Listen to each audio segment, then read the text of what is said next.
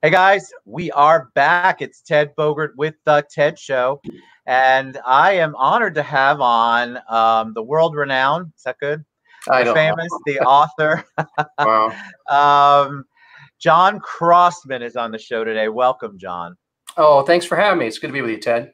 It's very good to be with you. You are always ahead of the curve on anything you're doing, and I think it's awesome what you've transitioned to and what you're working on. And Yeah. you do so much more than just real estate. So I want to get to all of that, but I definitely want to hear your origin story. People like to know a little bit about you. So Sure. Share away. Is that okay? share away. Share away. Well, my father was a pastor and civil rights leader. And so growing up in that household, it was an educated household, and it had a household that had a vision and purpose. So my family has been working in the civil rights space for 50 years, and so there's that. Did not know that. Yeah, absolutely. My dad, going back to 1970, had the nickname the Bridge Builder. And that's why 3 years ago, Governor Rick Scott named a bridge after my dad. And if you're going down 79 Due near Buca de Beppo and you see the rail bridge there, that's the Reverend Kenneth C. Crossman Bridge. And it was named because of his civil rights work. So I didn't know that. That's fascinating. Absolutely. You'll see the sign. You could Google it and you can review it. Please give it 5 stars. Absolutely do that. Yeah. So that definitely sets the tone for you and your upbringing and your journey. Yeah. Well, and what I would add to that is that purpose household, educated household, and how did my mom and dad say? My dad really believed in the Lord will provide, which kind of translates into we don't have a really great budget. Like I say that. I mean, my dad was wonderful. One time, my mom did the grocery shopping, and then he saw somebody in need, and he gave them all of our groceries. Right. So there was a lot of that, and so I would say that in some ways gave me a little feeling of economic instability. And the reason why I bring that up is because I became, as a young adult, a devout capitalist, that I really wanted to work hard and I wanted to do well and I wanted to make money. And it wasn't that I was ever a materialistic person. I'm really not. But I really wanted more financial security. And what I learned through that is when you have some disposable income, and then you get interested in issues like civil rights or mental health or addiction or suicide awareness, things like that. It really helps when you can write checks. You can be more influential with it. So I saw my dad really influence things with like a shoestring budget. And so now I'm able to do similar things in a little bit different way, but I have a little more resources to help, the basic bottom line, compassion and passion for civil rights is there. Yep. And helping people, just different ways of doing it. That's right. And I think that's. But did you always want to be in real estate? What did you want to do when you grew up? Aside from like cowboy astronaut, I very early on wanted to be in real estate. I didn't learn until my 40s that I'm dyslexic, and so when I was going through school, I always respected school, but it was hard for me. And so I knew I wanted to work in an area that worked hard and that I could make more money.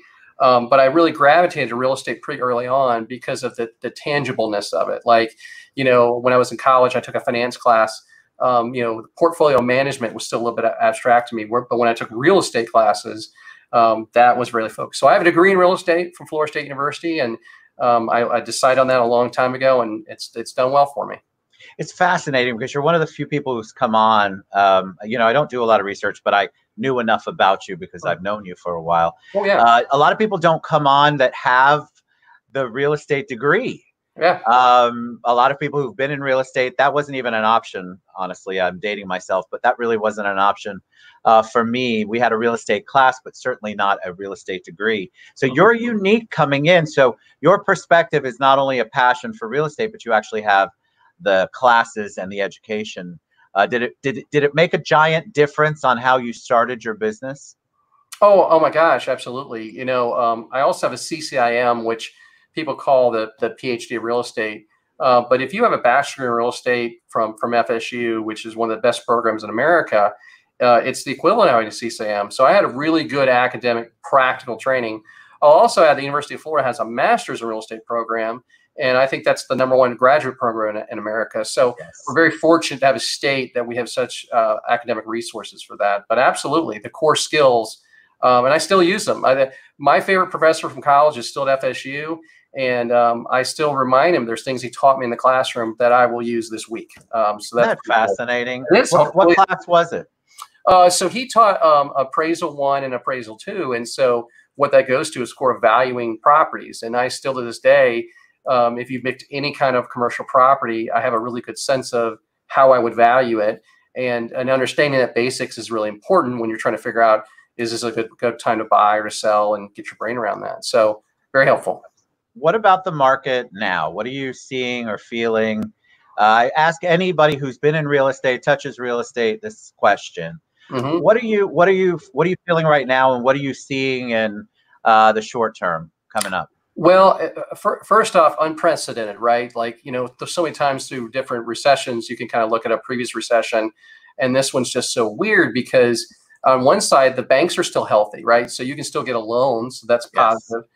On the negative side, part of it's perception. When people feel like the world's ending, I keep saying it's like the zombie apocalypse or something, like that gets people negative. Like, for example, with retail in my area that I love so much, you get somebody that overly down on it, too strong, overly down on it, or putting it on one bucket. So there's those issues. Short term, I think it's going to be bumpy. It's certainly going to be bumpy. We're going to see how this all shakes out.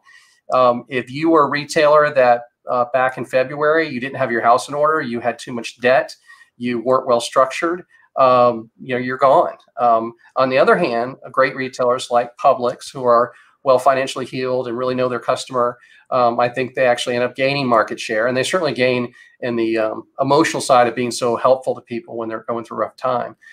So it's going to be a squishy time. You're going to see some people expand and some people retract. We're going to lose some somewhat of household names, and then we're going to see some other ones really ramp up quickly.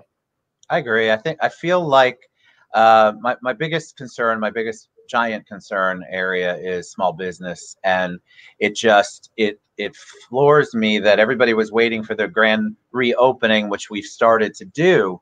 Mm-hmm. And yet the word on the street is that it just either it's not enough, or because the general community says they're ready to go out, but they're not yet. Mm-hmm. It's caused this continuation of the quarantine. And so I'm hearing from a lot of small businesses that they're open, but they can't get the people in the doors. Yep.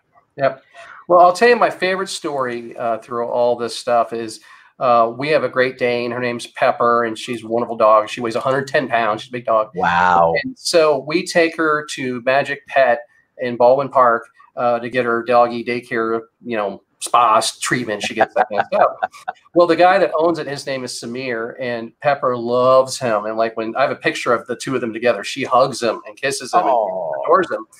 So I went to see him because I dropped off Pepper, and I went to go pick up Pepper, and I walked in and I said, "Oh, hey, how much do I owe you?" And he said $45. And I was kind of fumbling with my wallet, and Pepper was running around, and he kind of said, "John, just give me 35. And I was like, "Come on, man." And so I put out the 2 20s and a 5. And he looked at me and he put his finger on the 5 and he slid it back over the table, and he said, "John, we all need to help each other." Wow. Samir, Magic Pet, that is a great local business. It's amazing. Right? Get it. Another example is like Sato Sushi, and I joke about this, but so true. Sato Sushi, great California rolls, and then they started delivering the California rolls, and they weren't delivering before, and now they'll deliver California rolls and rolls of toilet paper. I have bought all of my toilet paper from Sato Sushi. And a quick side note to that, them selling those rolls of toilet paper are actually a violation of Publix's lease that Publix is not enforcing, because Publix is supporting small businesses. How about that? I love it. I feel like it has been a reset, restart. And if you're of the right mindset, I know mindset's not everything, guys, especially for you guys that are furloughed or unemployed, but I can tell you that it helps. Mm-hmm. And if you're of the right mindset, there's opportunity here.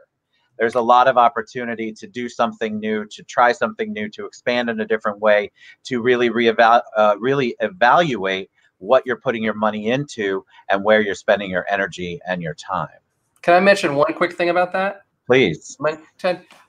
So one of my things I do is I'm the chairman of the FAMU College of Law Dean's Advisory Board. And the FAMU College of Law, located in downtown Orlando, was built to deal with civil rights issues.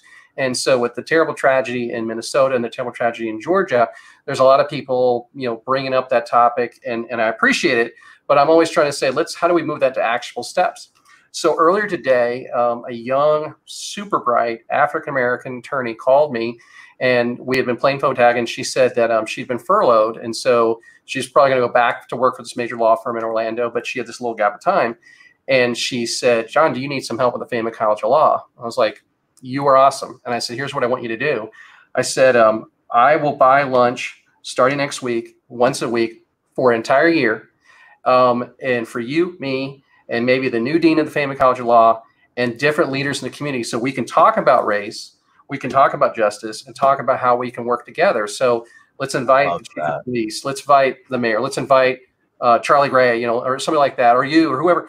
And let's document and let's go. Let's take 2 weeks off, and the next year let's do 50 lunches with 50 people and work on that. So she's furloughed. She does not have a job, but she's taking that time to work on an important topic. That's so good. Not to whatever, but to go out there and say, let's do something and be productive, right? Because it's easy to go down the rabbit hole of being unproductive. Mm-hmm. It's easy to just kind of sit there tweeting, and what you were saying earlier, there's lots of passive ways to pass the time. Mm-hmm. But it's been such an opportunity to really think differently, to approach things differently. And I feel like the people who have taken that reset seriously are definitely ahead of the game as we come into whatever this new opening world is. Sure. Talk about a little bit about, or a lot about, your book. What was the process of writing a book? I've always wanted to write it. There it is, Career Killers, Career Builders. Love the cover. Yeah. Let's talk about the process a little bit, because we have a lot of people, when I have an author on, for whatever reason, they get shy and they don't ask the question, but their number one question is, I've got an idea, but I have no earthly idea who to get it to, how to go through the process. So what was yours like? So mine was different. So I'm going to tell you my story, and then I'll give some advice for you and for others. So I'm dyslexic, right? So I'm not a writer. My form of communication is through public speaking. And I've been giving guest lectures at colleges for over 20 years. And so about 8 years ago, I can't remember what it was, I was going to give a speech at the University of Florida. And I decided that there's lots of topics that lots of business leaders can talk about. And I decided I want to go to someplace different, maybe that's rare to talk about. And I wrote a speech called The Top 5 Ways to Get Fired and the Top 5 Ways to Keep from Being Fired. And those top 5 were talking about sex and drugs and alcohol and addiction and mental health. And what was crazy is after I gave that speech, it became the most requested speech I gave. Like all the time, people stopped asking me to talk about real estate or shopping centers, but talk about that. So I decided that I wanted to make that into a book. And my motivation was as a tool to help people. And so that process was hard for me because, again, I'm not a great writer. So what I did was I hired a ghostwriter. And what I would do is I would read the chapters, record it, and I would send it to him, and then he would type them into the written word. And so that was the collaboration that made a great team. Let me say this. The ideas are yours. The ideas are yours. The passion, the voice, it's your voice. Yeah. It's just really grammatically correct, right? It's like, so let me say this though, is that if you are a person who really is good at writing and grammar and punctuation, all that kind of stuff, it's a wonderful time because you could, do the book. I had a publisher. I went through an actual publisher, but you could self-publish very easily, and you can sell it through Amazon, and that's a great thing I recommend to people. So what's the catch? The catch is marketing, and marketing is so hard. And when I got the meeting with my publisher, look, I don't have a master's degree in English. I haven't written a bunch of stuff, but I have 30,000 connections on LinkedIn. I have 5,000 connections on Facebook, and so forth. That's what they liked. I had distribution channels, and so my book has hit #1, and it's sold really well. But I had that system. So I would tell people if you have the skill set, you just got to be disciplined and write it, and that's great. But tell me, selling a book is something totally different. Totally different. You got to be shockingly aggressive about selling a book. So talk about the book, because it's Career Killers, Career Builders. Mm-hmm. So obviously there was a reason why you started talking about careers What was the impetus behind the actual title and the book outline itself? So I graduated from college at the age of 21, and I looked like I was 15. And so all throughout my 20s, I had success, and yet I looked really young. And so a lot of times parents would reach out to me. They wanted me to talk to their college kids and stuff like that. So that's where the kind of the career part of it is.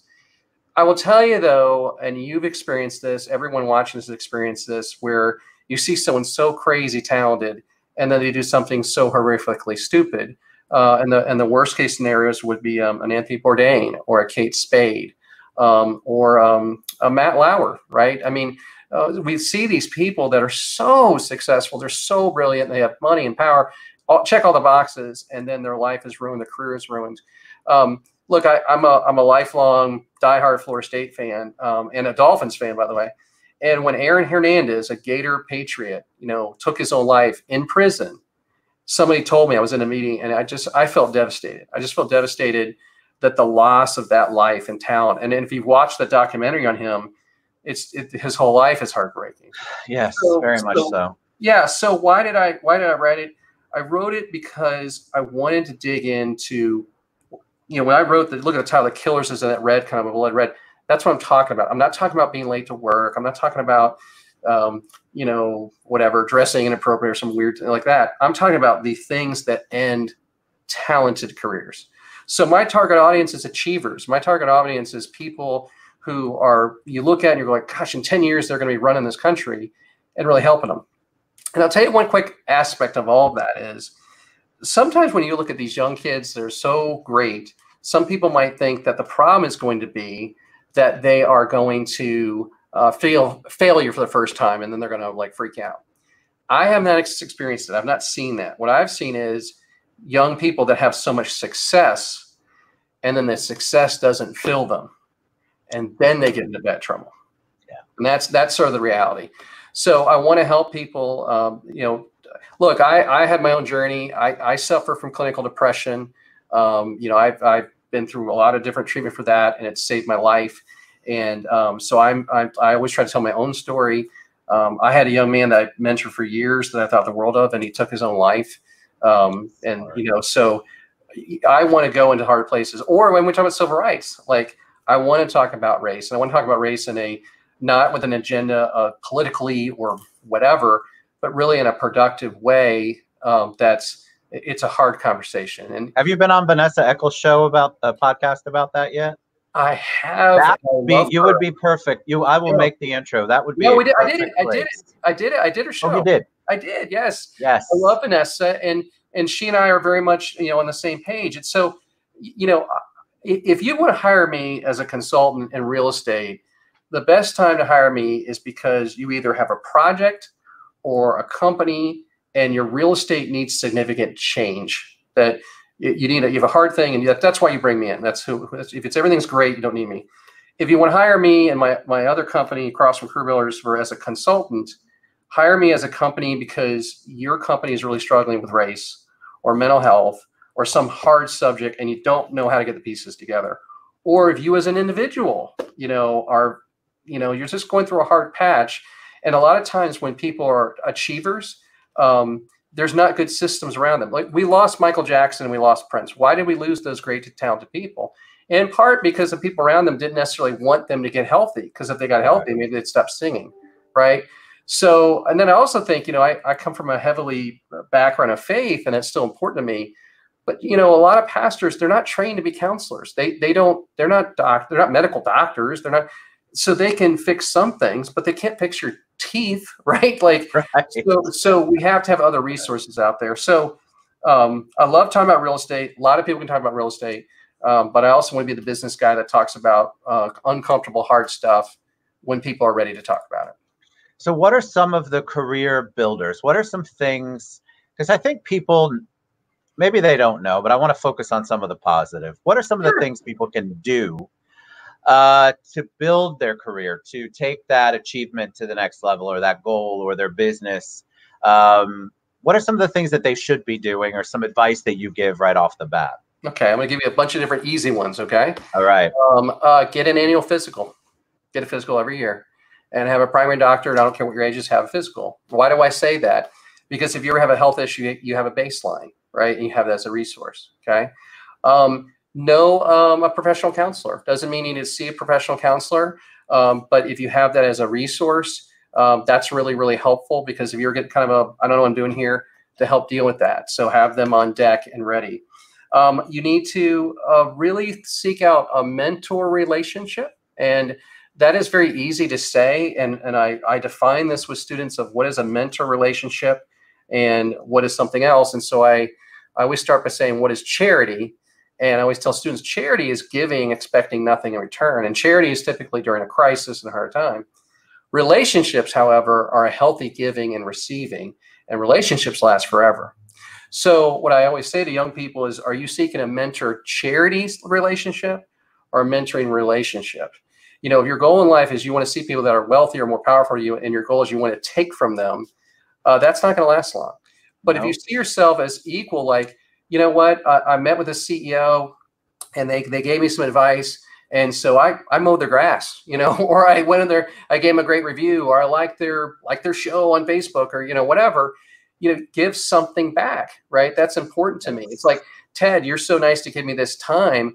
I'm gonna promote you, because I don't want you to see me as charity. I want you to see me as a relationship.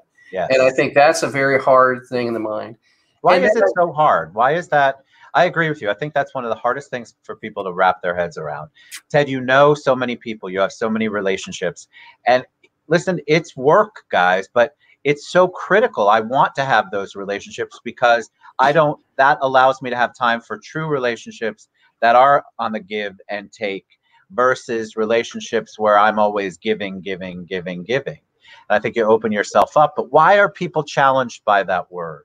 I think they're challenged by that word because of the construct of how we view power. That if you view yourself as powerless and someone else is powerful, like, I'm a defender of billionaires, right? Like, you know, I said one time in an interview, I'm a self-made millionaire and my clients are billionaires. And if people look at billionaires and are like, well, they should be giving away their money, and they should. Guys, no, they shouldn't. They're human beings, and like, they have power, but you have power too. And there, some of those billionaires' lives are miserable, and your life, it could be wonderful because your family loves you and you're not addicted to drugs and things like that.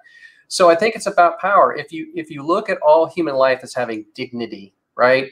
That the gentleman in Minnesota, that video was so painful to watch because he was not being treated with dignity, and he and I are equals. He deserves dignity. On the other hand, you know, again, a wealthy individual that's living in wherever they choose to live, they deserve dignity too.